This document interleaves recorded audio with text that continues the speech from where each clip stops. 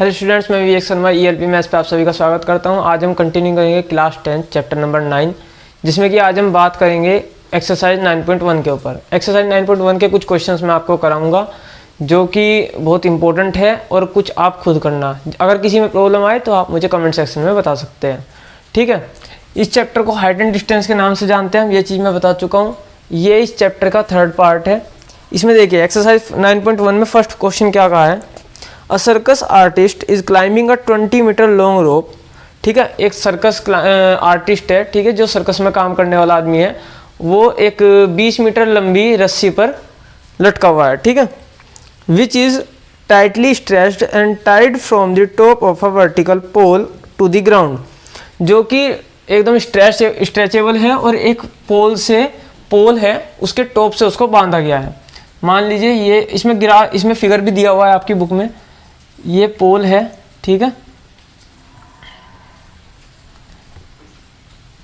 ये पोल है, यहाँ इस टॉप से वो रस्सी को बांधा गया है, ठीक है। फिर इन्होंने आगे क्या कहा है, फाइंड द हाइट ऑफ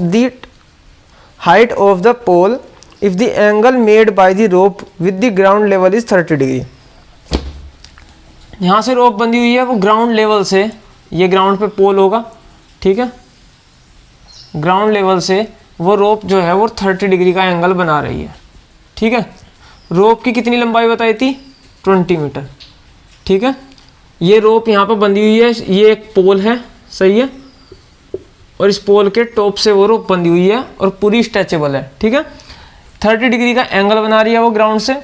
इन्होंने कहा है हाइट बतानी है किसकी, किसकी बनानी है, पोल की। इस पोल की हाइट बतानी है, ठीक है। ये तो अब देखिए ये कैसे फाइंड आउट करेंगे। सबसे पहले मैं नाम दे देता हूँ, रोप को नाम दे देते हैं AB, ठीक है, ये C। तो हम क्या करेंगे, लेट करेंगे, ठीक है। AB जो है वो हमारे क्या है, रोप है, ठीक है, जो कि किसके इक्वल है, 20 मीटर के, 20 मीटर इसकी लेंथ है। AC जो है वो हमारा पोल है, सही है, इसको हमने H मान लिया, ठीक है, लेट H मान लिया, इसको H मीटर है ये। अब इन्होंने हमसे हाइट पूछी है, AC मतलब पोल की हाइट पूछी है। अब देखिए हाइपोटेनियस आपको गिवन है, परपेंडिकुलर पूछे। ये अगर 30 डिग्री के अकॉर्डिंग आप देखो तो ये परपेंडिकुलर है, ये बेस है, ये हाइपोटेनियस है। तो ऐसा फॉर्मूला सोचिए जिसमें परपेंडिकुलर हाइपोटेनियस का इस्तेमाल होता हो, क्योंकि परपेंडिकुलर निकालना है, हाइपोटेनियस आपको गिवन है। ऐसा फॉर्मूला होता है आपका साइन का। तो सिंपल है, साइन 30 लगाइए, साइन 30 इक्वल टू P/H, यानी कि AC/AB। AC कितना दिया हुआ है आपको निकालना है, या H माना है हमने तो H ले लेते हैं, अपॉन AB कितना है 20। साइन 30 की वैल्यू होती है 1/2, ठीक है। H की वैल्यू निकाली, क्या आई, 20 को यहाँ भेज दो, 20/2 मीन्स H आ गया हमारा 10 मीटर। तो पोल की हाइट आपकी निकल के आ गई 10 मीटर। अब अगला क्वेश्चन देखते हैं हम, आपकी NCERT बुक में से करा रहा हूँ मैं ये क्वेश्चंस, ठीक है। अब देखते हैं क्वेश्चन नंबर 2। क्वेश्चन नंबर 2 क्या कह रहा है आपका, क्वेश्चन नंबर 2 में कहा है a tree breaks due to storm and the broken part bends so that the top of the tree touches the ground, making an angle 30 degree with it. The distance between the foot of the tree to the point where the top touches the ground is 8 meter. Find the height of the tree. इन्होंने हमसे कहा है कि एक पेड़ था, ठीक है, मान लीजिए ये एक पेड़ था, ये पेड़ थोड़ा और लंबा ले लेते हैं, ठीक है, ये ग्राउंड लेवल पे ऐसे खड़ा हुआ था। इसका क्या हुआ, यहाँ से कुछ हिस्सा जो था वो ब्रेक हो गया, ठीक है, और ब्रेक होके किस तरीके से ब्रेक हुआ कि ये हिस्सा जो था यहाँ से ब्रेक होके इस तरीके से डाउन आके यहाँ ग्राउंड को टच कर गया, ठीक है। तो ये ऊपर वाला हिस्सा मैं इसको डैश करके दिखा देता हूँ, सही है।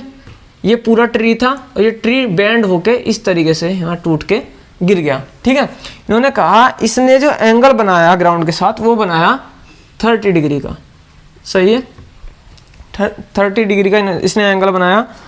अब इसने कहा है कि distance between the foot of the tree, foot कहाँ है ट्री का, ये रहा, ठीक है, यहाँ से लेके और कहाँ तक का डिस्टेंस कहा है, point where the top touch is the ground. Top क्या था, ये टच कहाँ हुआ, यहाँ पर आकर, जब टूट गया यहाँ से तो टूट के यहाँ टच हो गया, तो यहाँ तक का डिस्टेंस, यहाँ से यहाँ तक का डिस्टेंस कितना दिया है, 8 मीटर।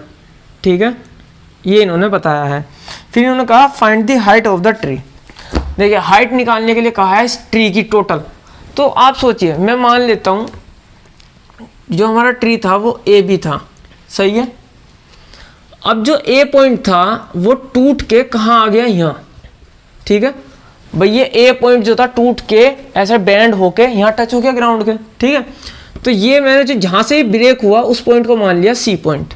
ठीक है, तो ए बी, अगर मुझे ए बी निकालना है तो ए बी क्या हुआ हमारा, ए सी प्लस सी बी। लेकिन मैं यहाँ से ए सी तो निकाल नहीं सकता, लेकिन यहाँ से ए सी जरूर निकाल सकता हूँ। तो देखिए ये जो हमारा यहाँ से यहाँ तक का पार्ट है, यहाँ से यहाँ तक का, वही तो यहाँ से यहाँ तक की लेंथ है। ये ए पॉइंट मैंने क्यों माना, क्योंकि ए पॉइंट इसका टॉप था ट्री का, और वही बैंड होके कहाँ आया, यहाँ पर। ठीक है, तो मैं ये कह सकता हूँ ट्री की हाइट कितनी है, ट्री को ऐसे लेट कर लेते हैं। ठीक है, ट्री जो है हमारा क्या है, टोटल ए बी, जो कि किसके इक्वल है, ए सी प्लस सी बी के, ए सी प्लस सी बी। तो मैं ए सी यहाँ से निकाल लूँ और सी बी ये निकाल लूँ, दोनों को ऐड कर दूँ। ठीक है, वैसे कोई कहेगा कि हाइपोटेन्यूस और परपेंडिकुलर को ऐड कर रहे हो, आप ये मत सोचो, आप वो सोचो कि क्वेश्चन में क्या कहा गया है। क्वेश्चन में कहा गया है वो जो पेड़ था टोटल, वो बीच में से कहीं से, जरूरी नहीं बिल्कुल बीच में से कट हुआ, कहीं से भी बैंड हो गया तूफान की वजह से और मुड़ के नीचे धरती को टच हो गया। तो सोचिए जितना बैंड होकर टच हुआ वो लेंथ और ये लेंथ ये बराबर ही तो रही है। ठीक है, तो मुझे क्या करना है, सबसे पहले तो देखिए ये हाइपोटेन्यूस होगा इस ट्रायंगल में, देखिए ट्रायंगल ए बी सी में। ठीक है, या अगर आपको थोड़ी दिक्कत हो रही हो तो मैं इस पॉइंट को चलो डी पॉइंट कह देता हूँ। फिर मैं लेकिन एक चीज़ कहूँगा कि A B equal to A C plus C B. ठीक है, and A C equal to C D, क्योंकि सी डी और ए सी दोनों बराबर होंगे, क्योंकि ये हिस्सा बैंड होकर यहाँ आया। ठीक है, अब देखिए, अब ट्रायंगल मैं ये डी इसलिए लिया जिससे ए बी सी इसमें कंफ्यूजन हो जाए, यहाँ भी ए होता है यहाँ भी ए होता है, तो ये ले लेंगे हम यहाँ पे बी सी डी। ठीक है, बी सी डी। इस ट्रायंगल में हम देखते हैं तो ऐसा फॉर्मूला होता है, ये परपेंडिकुलर हो गया, ये बेस हो गया। ठीक है, जिसमें परपेंडिकुलर और क्या आता हो, बेस आता, क्योंकि बेस हमें गिवन है तो बेस का तो इस्तेमाल करना है। तो ऐसा फॉर्मूला हो गया tan का, तो tan 30 equal to C B upon B D. ठीक है, तो tan 30 की वैल्यू होती है 1/√3 इक्वल टू सी बी हमें निकालना है अपॉन में 8, तो सी बी की वैल्यू आ गई हमारी 8/√3। ठीक है, आप चाहे इसको रैशनलाइज भी कर सकते हो, लेकिन फिलहाल मैं इसको ऐसे ही छोड़ रहा हूँ। यहाँ ये इतने मीटर आ गई। फिर हमें निकालनी है, सी बी निकल गई। अगर मैं सी डी और निकाल लूँ तो मुझे पता है सी डी और ए सी दोनों बराबर है। ठीक है, और मुझे क्या निकालना था, टोटल पेड़ की लेंथ। तो मैं रख सकता हूँ ए सी प्लस सी बी, और ए सी किसके इक्वल है, सी डी के। सिंपल है, तो सी डी और निकाल लेते हैं। बेस और हाइपोटेन्यूस किस में आता है, कोस में। ठीक है, तो मैं कह सकता हूँ कोस 30 इक्वल टू बेस कितना है, बी डी अपॉन में हाइट ये हाइपोटेन्यूस कितना है, सी डी। ठीक है, बी डी हमें गिवन है, कोस 30 की वैल्यू क्या होती है हमारी, √3/2। ठीक है, √3/2। बी डी हमें गिवन है 8, सी डी हमें निकालना है। तो सी डी आप निकालोगे तो सी डी आएगा क्या, ये 2 इधर चला गया, डिवाइड में चला गया, √3 नीचे, ये आ गया 16/√3। ठीक है, सी डी निकल गया। अब देखिए सिंपल सी बात है, मुझे टोटल ए बी निकालना था। ए बी किसके इक्वल था, ए सी प्लस सी बी के। ठीक है, लेकिन ए सी जो है ये वाली लेंथ और ये वाली लेंथ दोनों बराबर है, क्योंकि पेड़ यहाँ से बैंड होकर आया था, बार बार बता रहा हूँ। तो ए बी इक्वल टू हम कह सकते हैं, ए सी की जगह रख सकते हैं C D plus C B. ठीक है, तो सी डी की लेंथ कितनी आई हमारी, 16/√3, 16/√3, और सी बी की लेंथ क्या आई, 8/√3 प्लस 8/√3। इनको ऐड करो, कितना आ गया, 24/√3। ठीक है, ये आ गया हमारा, ए बी निकल के आया 24/√3। इसको आप रेशनलाइज कर सकते हो कैसे, √3 के ऊपर नीचे मल्टीप्लाई कर लो, सही है। ये आ गया 24 √3 अपॉन √3 इंटू √3 कितना आ गया 3 से इसको कट कर दो 8 टाइम्स, ठीक है। तो ए बी निकल के आ गया 8 √3 मीटर, सही है। तो उस ट्री की जो लेंथ थी वो निकल के आई 8 √3। अगर देखिए इन्होंने यहाँ पे कुछ ऐसा कहा नहीं कि √3 की वैल्यू रखनी है, आपकी मर्जी है। अगर नहीं कहा तो वैसे मेरा मानना ये है कि √3 की वैल्यू मत रखना, ऐसे ही छोड़ देना, ठीक है। चाहो तो 1.732 रख सकते हो, ठीक है, कुछ भी आपकी मर्जी है। लेकिन वैसे अगर नहीं कहा, उन्होंने नहीं कहा, हिंट दे देते हैं कि हिंट में लिख देते हैं ब्रैकेट में कि √3 की वैल्यू रखनी है, तो वो मत करना अगर इन्होंने नहीं दिया है तो, ठीक है। अब हम करते हैं क्वेश्चन नंबर 5। क्वेश्चन नंबर 5 में क्या कहा है, क्वेश्चन नंबर 5 में कह रहा है a kite is flying at a height of 60 metre above the ground. कोई काइट है, ठीक है, मान लीजिए ये कोई काइट है, ठीक है, और ये ग्राउंड से कितने मीटर अबव है, 60 मीटर, ठीक है, ग्राउंड ये रहा, सही है, 60 मीटर अबव ये उड़ रही है। The string attached to the kite is temporarily tied to a point on the ground. जिस धागे से इसको उड़ा रहे हैं, कभी कभी आपने क्या किया भी होगा कि जैसे पतंग उड़ाते उड़ाते उसको धागे को छोड़ के आपको कुछ और काम करना है अचानक से, तो क्या करोगे, ईंट में बांध के रख दिया कहीं पे। तो इसी तरीके से ये कह रहा है कि किसी एक पॉइंट से इसको बांध दिया, ठीक है, ग्राउंड पे, सही है। अब देखिए पतंग का जो धागा होता है वो सही मायने में इस तरीके से रहता है, थोड़ा सा डाउन होकर चलता है। लेकिन इन्होंने आगे एक लाइन बोली है, क्या इन्होंने एक चीज बताया, the inclination of the string with the ground is 60 degree. ये जो इंक्लिनेशन है कितने डिग्री का एंगल बना रही है ग्राउंड से, 60 डिग्री का। फिर इन्होंने कहा था find the length of the string. String मतलब धागा, इसकी लेंथ बतानी है, ठीक है, इसकी लेंथ उन्होंने पूछी हमसे। Assuming that there is no slack in the string, मतलब कि उसमें कोई भी ढलान, मतलब जैसे लटक जाती है ना इस तरीके से धागा, तो इस तरीके से कहा कि ऐसे बिल्कुल नहीं लटक रहा है, बिल्कुल ऐसे अज्यूम करके चलो कि बिल्कुल सीधा है वो, ठीक है। तो अगर वो सीधा है एकदम तो एक राइट एंगल ट्रायंगल बन गया, हमारा काम हो गया। देखिए ये पर इसके सामने वाला ये परपेंडिकुलर गिवन है, हाइपोटेनियस पूछ रहा है। सिंपल है, आप क्या करोगे, ऐसा फॉर्मूला सोचिए जिसमें परपेंडिकुलर और हाइपोटेनियस आता हो। साइन का एंगल कितना है, 60 डिग्री, तो साइन 60 डिग्री इक्वल टू आ गया, इसको नाम दे दीजिए ABC। तो क्या हुआ, AB अपॉन AC, ठीक है। साइन 60 की वैल्यू होती है √3/2 इक्वल टू AB की वैल्यू कितनी है 60 और इसकी AC की वैल्यू कितनी है AC, ये तो हमें फाइंड आउट करनी है। तो AC हमारा निकल के आ गया, 2 इधर भेज दो मल्टीप्लाई में, √3 डिवाइड में, तो 60 × 2/√3, ठीक है। या फिर इसको ऐसे भी कह सकते हो सिंपल, 120/√3। रेशनलाइज कर लो, √3 के ऊपर नीचे मल्टीप्लाई कर दो, ये आ गया AC इक्वल टू 120√3/3, 3 से कट किया कितना आ गया 40। तो AC की लेंथ आ गई हमारी, स्ट्रिंग की लेंथ 40√3 मीटर, ठीक है, सिंपल। ये बहुत आसान सा क्वेश्चन था, आ जाता है इस तरीके के क्वेश्चन पूछ लेते हैं, इसलिए मैंने एक करा दिया, ठीक है। अब देखते हैं क्वेश्चन नंबर 6, बहुत बढ़िया क्वेश्चन है। क्या कहा है, a 1.5 metre tall boy is standing at some distance from a 30 metre tall building. एक लड़का है जिसकी हाइट कितनी है 1.5 मीटर, ठीक है, ये एक लड़का खड़ा है यहाँ पर। अब देखिए ये सब ग्राउंड पे बात चल रही है, तो मैं ग्राउंड लेवल पहले ही बना देता हूँ, ठीक है। ये लड़का खड़ा है, 1.5 मीटर की हाइट है। इन्होंने कहा है ये किसी बिल्डिंग से कुछ दूरी पे खड़ा है, उस बिल्डिंग की हाइट कितनी है 30 मीटर। हमें नहीं पता कितनी दूर खड़ा है, लेकिन इस बिल्डिंग की हाइट हमने मान ली, ये बिल्डिंग है वो, ये बॉय था AB, बिल्डिंग थी CD, बिल्डिंग की हाइट कितनी दी है 30 मीटर, सही है। इन्होंने पूछा, कहा हमसे आगे, the angle of elevation from his eyes to the top of the building increases from 30 degree to 60 degree as he walks towards the building. देखिए अभी जहाँ ये खड़ा है, यहाँ से इसका जो एंगल ऑफ एलिवेशन है कहाँ पे, टॉप ऑफ द बिल्डिंग। ये अगर मैं एंगल ऑफ एलिवेशन कैसे बनाऊंगा सोचिए, तो मुझे यहाँ इसके बिल्कुल पैरेलल एक लाइन यहाँ ड्रॉ करनी पड़ेगी, क्योंकि हम हमेशा हॉरिजॉन्टल लाइन से एंगल ऑफ एलिवेशन या डिप्रेशन देखते हैं।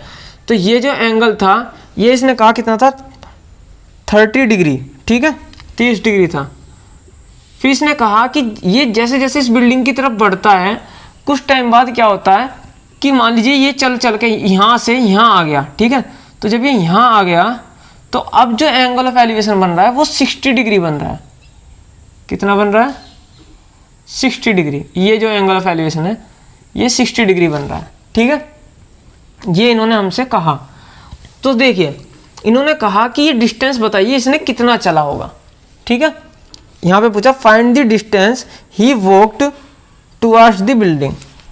तो देखिए हमें ना तो ये टोटल डिस्टेंस पता कितना है BD, ना हमें ये पता कि यहाँ से यहाँ तक कितना चला, बस हमें ये दो एंगल पता है और इसकी टोटल बिल्डिंग की हाइट पता है और ये पता है कि इसकी लड़के की लंबाई कितनी है। तो मैंने मान लिया ये जो चला ये पॉइंट E तक आया, ठीक है सही है। यहाँ पे ये F मान लो, जैसे ये AB उसकी हाइट थी। अब एक बात सोचिए ये लड़का आगे चला तो AB की 1.5 थी तो EF की भी 1.5 ही है, सही है। अब ये लाइन जो BD है और ये A और यहाँ पे हम नाम दे देते हैं G, तो AG दोनों आपस में पैरेलल है। तो पैरेलल लाइन के बीच में हमेशा डिस्टेंस सेम चलता है, परपेंडिकुलर डिस्टेंस। तो देखिए ये 1.5 है तो यहाँ से लेके G से लेके D तक की ये भी कितनी होगी 1.5, ठीक है। टोटल कितनी थी यहाँ मैं देखिए इसको अंदर लिख देता हूँ, ये है 1.5, ठीक है।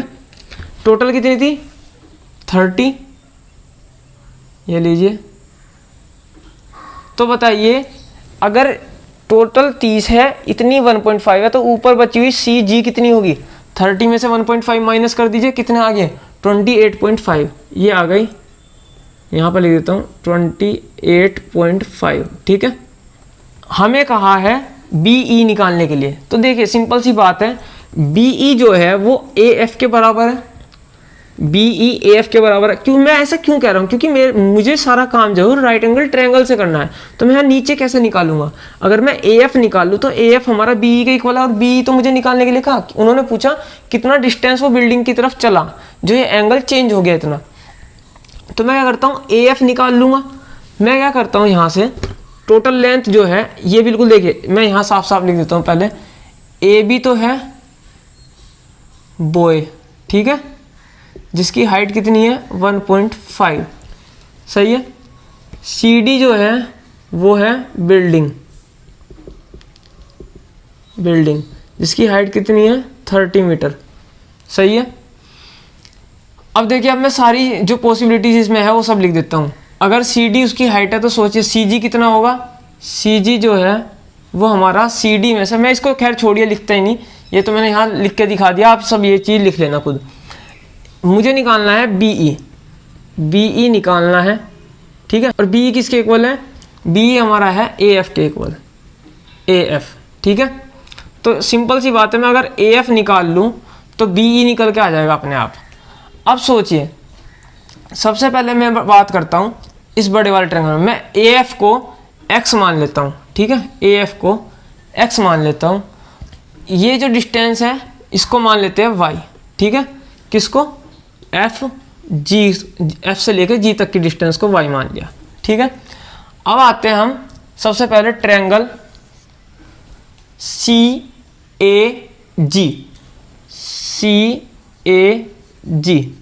जिसमें एंगल 30 डिग्री का है। तो जब इस ट्रायंगल में मैं बात करूंगा तो देखिए मुझे C से लेकर G तक की डिस्टेंस पता है, ठीक है। मुझे सही मायने में ये यहाँ तक की डिस्टेंस फाइंड आउट करनी है। तो इस ट्रायंगल में मैं अगर मुझे ये फाइंड आउट करनी है इसका मतलब मैं बेस की तो बात करूंगा, पूरे बेस की करूंगा, इसकी आधे की तो कर नहीं सकता, छोटे मोटे की। तो मैं क्या करूंगा AG की बात करूंगा। तो सोचिए ऐसा फॉर्मूला बताइए जिसमें परपेंडिकुलर बेस आ रहा हो।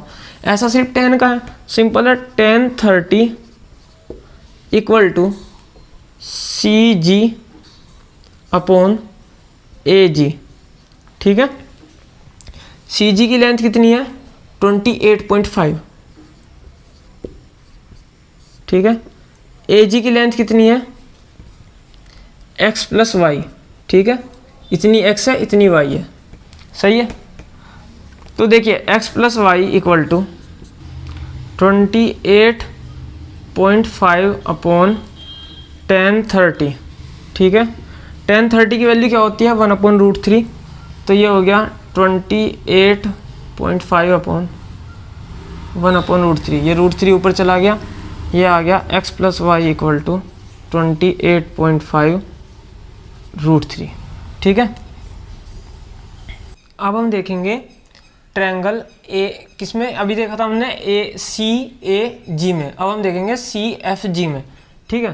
तो जब CFG में देखेंगे ट्रायंगल CFG, तो इस ट्रायंगल में देखिए क्या आएगा y, इसमें क्या आ रहा था पूरे में x + y, तो इसमें y आ रहा, मतलब y जो है दोनों में कॉमन आ रहा है। अब देखिए क्या करता है, इतना हमें परपेंडिकुलर गिवन है, बेस देखते तो कौन सा फॉर्मूला लगाएंगे, यहाँ 60 डिग्री है, tan 60 क्या होगा परपेंडिकुलर अपॉन बेस, परपेंडिकुलर क्या है CG कितना है 28.5 ये क्या है y, तो यहाँ से y निकल के आएगा, इसकी क्या वैल्यू होती है √3, यहाँ नीचे अपॉन में √3 चल जाएगा 28.5/√3, ठीक है। इसको √3 को हटाना है तो क्या करोगे, ऊपर नीचे √3 की मल्टीप्लाई कर दो, ठीक है। तो ये क्या आ गया 28.5√3/3, √3 × 3 कितना आ गया 3 से इसको कट करो, 3 9 जा 27.5, तो y की वैल्यू आ गई 9.5√3, ठीक है। तो y हमारा आ गया 9.5√3, और यहाँ से हमारा देखिए x + y = दिस, x हमें निकालना था, y हमारा निकल के आ गया, तो y में वो क्या करता हूँ यहाँ पुट कर देता हूँ। जब मैं y की वैल्यू यहाँ पुट करूँगा, ठीक है, तो इसको आप फर्स्ट मान लेना, इसको सेकंड मान लेना, ठीक है। लिख देना put y = 9.5 from second to equation first, ठीक है।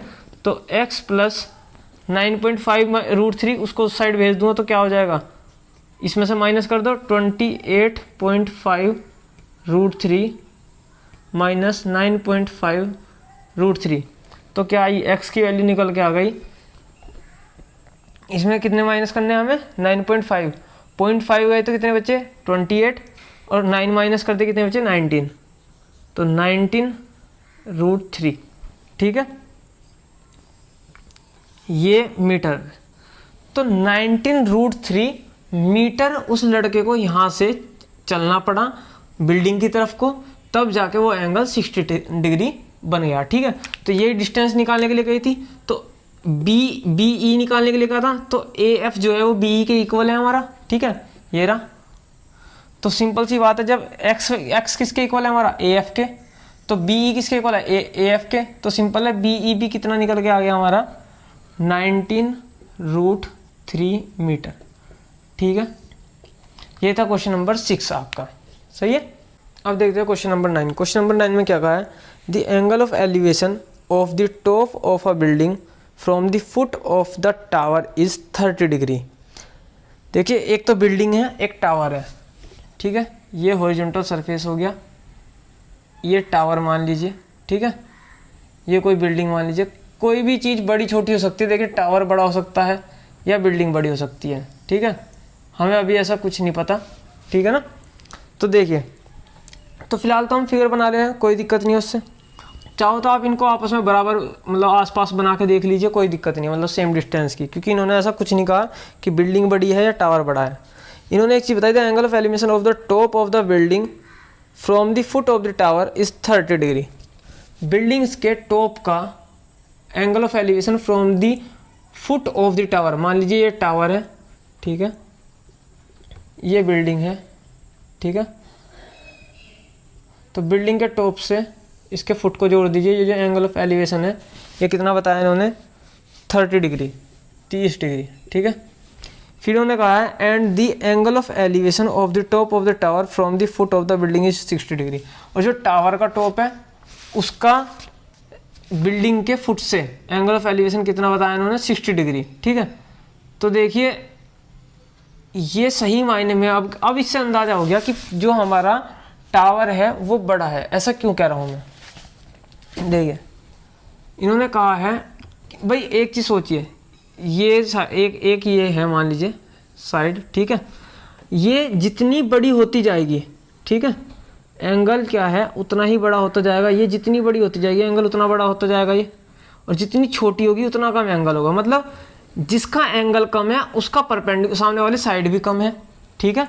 तो हमें दिख गया कि जो बिल्डिंग से एंगल दिया वो तो 30 डिग्री दिया, और जो टावर से एंगल दिया वो 60 डिग्री दिया। तो सिंपल सी बात है, जो बिल्डिंग रही होगी ये इसके टावर के मुकाबले छोटी रहेगी, तो मैं टावर बड़ा ले लेता हूँ, ठीक है। टावर को बड़ा ले लेते हैं और बिल्डिंग को छोटा ले लेते हैं, ठीक है। ये लीजिए, तो ये रहा, ठीक है। ये बिल्डिंग, इससे एंगल कितना बना था 30 डिग्री, और टावर से कितना बताया 60 डिग्री, क्योंकि डिस्टेंस तो दोनों तरफ से सेम ही पड़ रहा है बीच में, ठीक है। तो ये एंगल कितना है 60 डिग्री, सही है। फिर कहा है इन्होंने यहाँ पर if the tower is 50 metre high, tower जो है वो कितना है 50 मीटर है,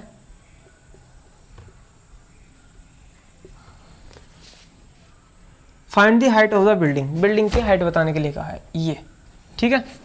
तो देखिए ये जो बेस है, ये बेस दोनों ट्रायंगल में कॉमन है। अगर मैं ट्रायंगल ए बी डी की बात करूं तो भी बी डी बेस है, और ट्रायंगल सी बी डी की बात करूं तो भी बी डी ही बेस आ रहा है, ठीक है।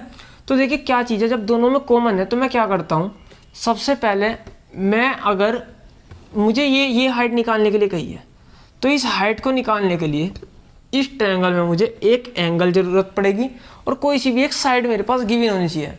अगर मान लीजिए हाइपोटेनस गिवन होता तो मैं क्या करता, ऐसा फॉर्मूला ढूंढता जिसमें परपेंडिकुलर और हाइपोटेनस आ रहा, क्योंकि एंगल मेरे पास है ही, सही है। अगर मेरे पास बेस गिवन है तो मैं कैसा फॉर्मूला ढूंढूंगा जिसमें बेस और परपेंडिकुलर आ रहा हो, ठीक है। अब क्या करते हैं, मुझे पता है अगर मैं इस ट्रायंगल का इस्तेमाल करूंगा तो इसमें से मुझे बेस निकल के आ जाएगा, ठीक है। ये तो अगर ये बेस निकल के आ गया तो फिर मैं इस ट्रायंगल को अप्लाई करूंगा, उसमें क्या कहते हैं परपेंडिकुलर और बेस का फॉर्मूला लगाऊंगा यानी कि tan का, और फिर ये परपेंडिकुलर निकाल लूँगा। तो देखिए पहले ट्रायंगल देखते हैं क्या, ए बी डी, ठीक है। ए बी डी में जब हम ट्रायंगल में देख रहे हैं तो इसमें परपेंडिकुलर ये हो गया angle 60 degree, base B D, तो इसमें tan 60 डिग्री क्या आएगा A B upon B D, ठीक है। तो tan 60 कितना हो गया √3, ए बी कितना है 50, बी डी हमें निकालना है, बी डी निकल के आया 50 अपॉन √3, ये √3 इंटू √3 से मल्टीप्लाई करा, रेशनलाइज कर दिया, ये आया 50 √3 अपॉन में 3, ठीक है। 50 √3 अपॉन में 3, ये हमारा बी डी निकल के आ गया। बी डी निकल गया अगर हमारा, तो मीन्स ये बी डी की लेंथ निकल गई। अब हम ट्रायंगल में जाएंगे, किसमें सी बी डी या सी डी बी ऐसे कह सकते हो, सी डी बी। इसमें जब हम जाएंगे तो ये अब हमारे पास आ गया कितना 50 √3 अपॉन 3, या तो आप चाहे 50 अपॉन √3 छोड़ दीजिए कोई प्रॉब्लम नहीं है, या ऐसे छोड़ दीजिए कोई दिक्कत नहीं है, ठीक है। अब देखिए वैसे रेशनलाइज हमें वहाँ करना चाहिए जहाँ हमें फाइनल आंसर जो निकालना है फाइनल, उसे रेशनलाइज करके छोड़ना चाहिए। देखिए यहाँ पे अब हम क्या करते हैं, ऐसा फॉर्मूला सोचिए जिसमें बेस आ रहा हो और ये हो गया परपेंडिकुलर अब हमारा बिल्डिंग, ठीक है। तो ऐसा क्या है tan ही है सिंपल, तो tan इस बार एंगल कहाँ है ये 30 degree, tan 30 equal to C D upon B D, ठीक है। tan 30 हो गया 1 अपॉन √3, सी डी क्या है हमारा निकालना है हमें, सी डी, बी डी क्या है 50 √3 और अपॉन में 3, सही है। इस बार मल्टीप्लाई में भेज दिया, सिंपल सी बात है। सी डी क्या आ गया हमारा 50 √3 अपॉन 3, और ये √3 नीचे था ही, ये रहा, ठीक है। √3 से √3 कट हो गया, सी डी निकल के आ गया 50 अपॉन 3 मीटर, ठीक है। तो बिल्डिंग की हाइट हमारी निकल के आ गई 50 अपॉन 3 मीटर। इसे डिवाइड करके देख सकते हो, डेसिमल में निकल के आ जाएगा, ठीक है। यही आपका इसका आंसर हुआ। इस वीडियो में सिर्फ इतना ही। अगर आपको समझ में आया तो बहुत अच्छी बात है। अगर किसी क्वेश्चन में प्रॉब्लम है तो कमेंट सेक्शन में बताइए कि इस क्वेश्चन में प्रॉब्लम है, या इस एक्सरसाइज में कोई ऐसा क्वेश्चन जो आपसे ना हुआ हो तो आप कमेंट सेक्शन में मेंशन कर दीजिए, मैं अगली वीडियो में उसको जरूर बताऊंगा। अभी क्वेश्चन नंबर 9 तक कराया है, अगली वीडियो में ये एक्सरसाइज मैं पूरी करा दूंगा, ठीक है। Thank you very much, have a nice day.